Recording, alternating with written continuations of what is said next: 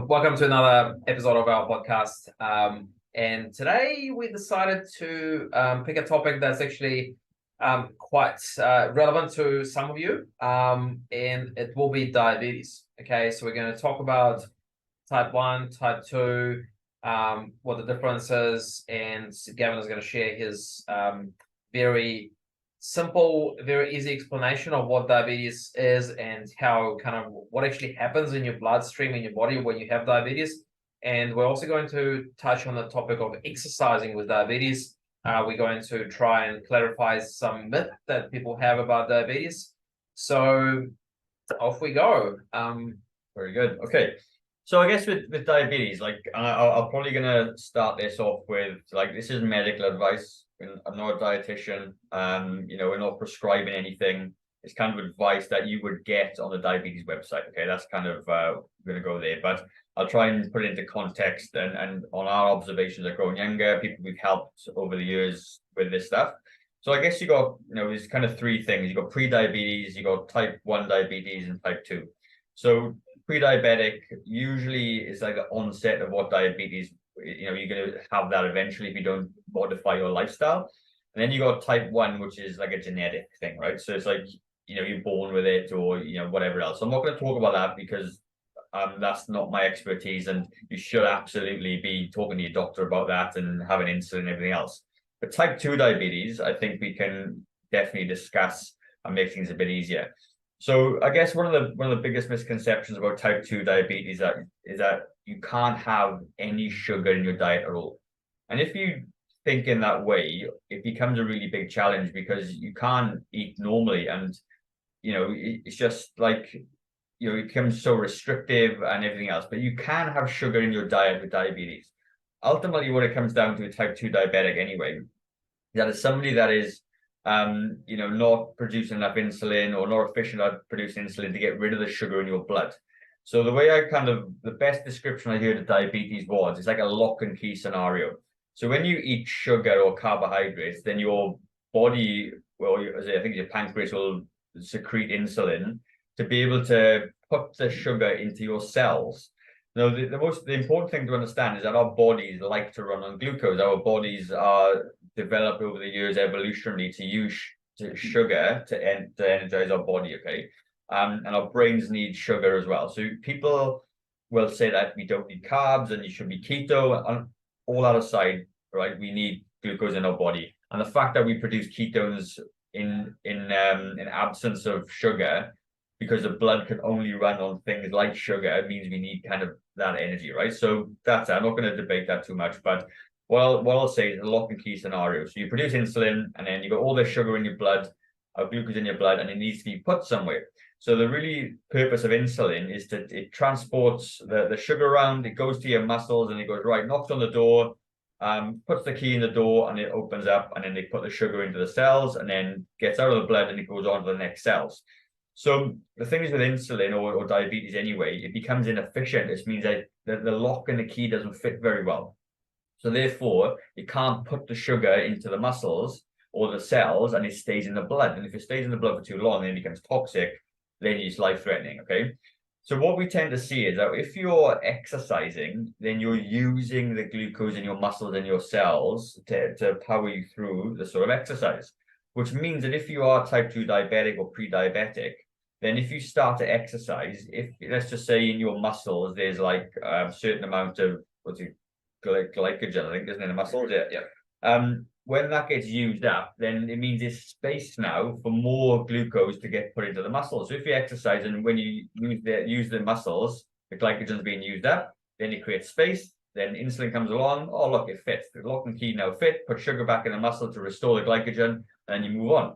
So if you are pre-diabetic or type 2 diabetic and you're not exercising, that's probably one of the first things you should start doing, because then you're using your body's glucose and glycogen.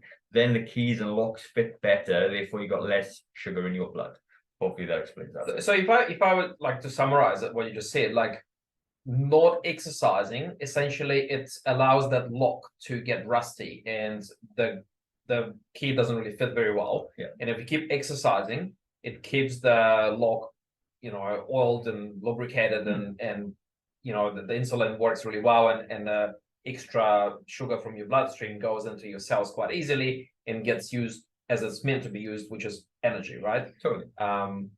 Cool. No, that actually does make sense.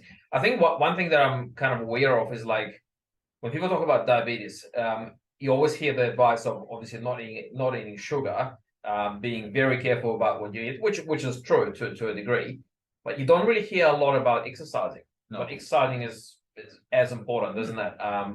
So you should definitely be kind of considering that aspect as well.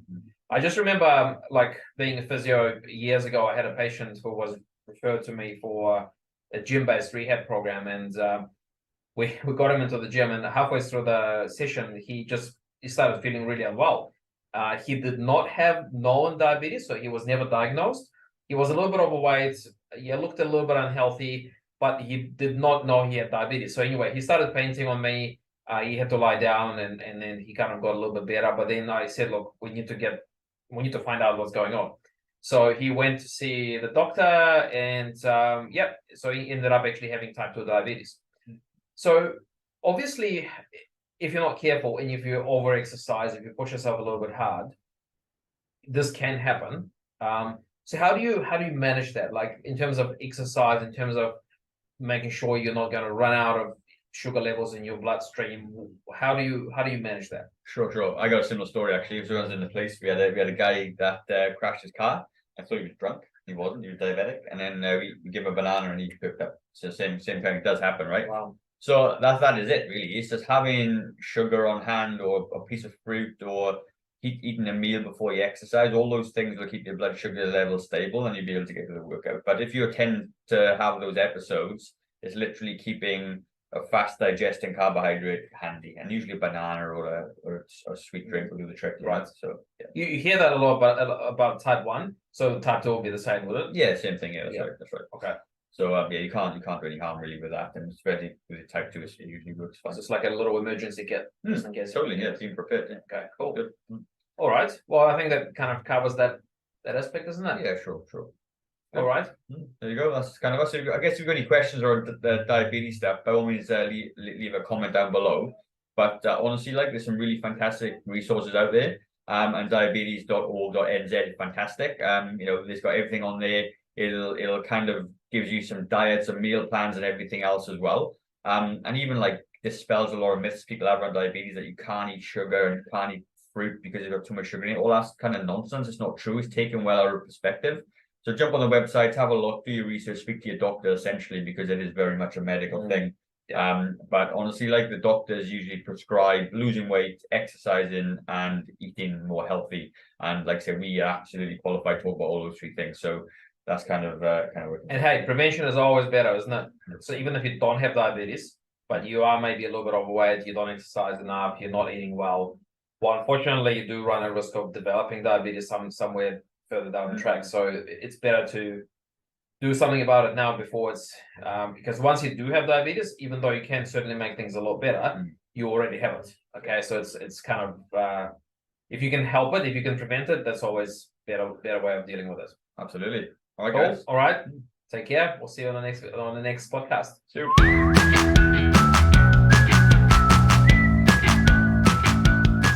Okay guys, so I hope you found the podcast of value. If you did and you're struggling with your own health and fitness journey, there's a link in the description for a free discovery call with me. And that free discovery call, we're going to cover off a little bit about you, your history, your goals, what you want to achieve, and maybe we can help you or not with your own health and fitness goal. So if that does sound like something that you'd like to do, then click on the link in the description, and I look forward to chatting to you in the very near future. Have a good day guys. Bye-bye.